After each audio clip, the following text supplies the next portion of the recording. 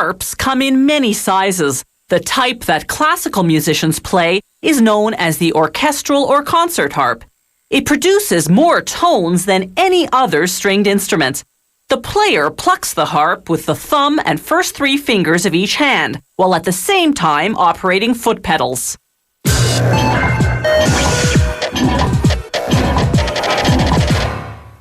The harp is one of the oldest string instruments, originating in the Middle East as early as 3000 BC. Harps began appearing in Europe in the 700s. They initially had a curved pillar. By about 1500, this evolved into a sturdier straight pillar that could support more tension. As music became more sophisticated, they added a second row of strings, as well as pitch-raising mechanisms, enabling the orchestral harp to produce more notes.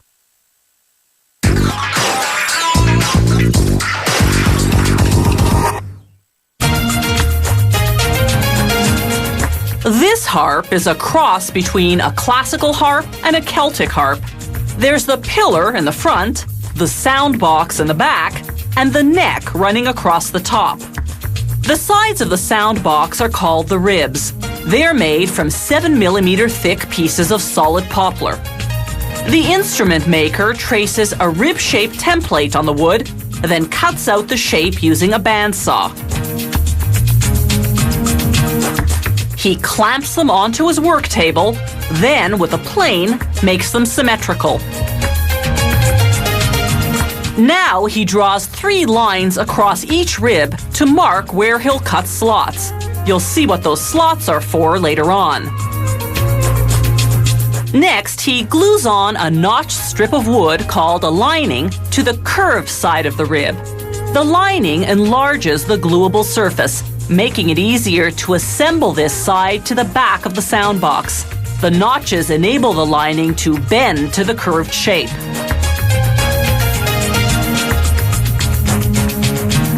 Now he glues on the lining that will connect the straight side of the rib to the front of the sound box. He shaves off some wood with a small plane, then rounds off a corner.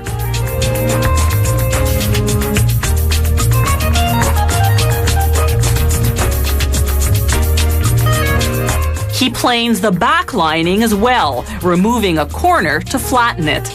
Trimming the linings reduces the final weight of the instrument. Now he cuts off the ends of the linings on both sides to be able to slide into place the adjoining parts, the bottom plate and the top plate. They're made of Russian plywood, which is a piece of plywood sandwiched between 3mm thick sheets of birch wood. He glues the top plate into place, then clamps it.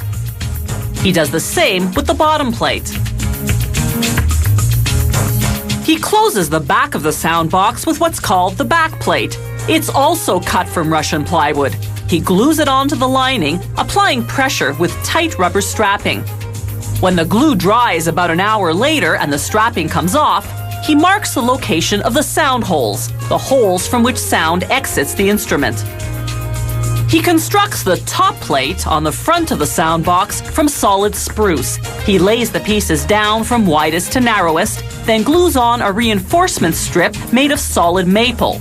The strings pass through this strip and another on the inside. They prevent the tension from rupturing the top plate. He attaches a solid poplar frame to strengthen where the top plate and ribs join. After sanding with fine sandpaper, he coats the sound box in varnish. Remember those slots in the ribs? They now hold bracings to prevent the ribs from bowing under the tension of the strings. Using a bandsaw now, the instrument maker cuts the neck from a 2-centimeter thick board of Russian plywood. He makes a slot for gluing the pillar, also made of Russian plywood. Once the varnish on the neck and pillar are dry, he hammers in pins for the strings. This type of harp has 34 strings. Brass bridge pins space them evenly apart. Steel zither pins adjust their tension for tuning.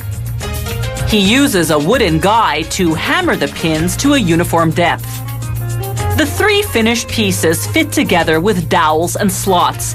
He secures the joints with glue and a long screw through the pillar. Strength is critical. This harp has to withstand 360 kilos of string tension.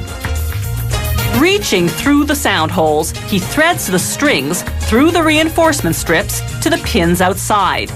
These are nylon strings. Harps can also have steel strings.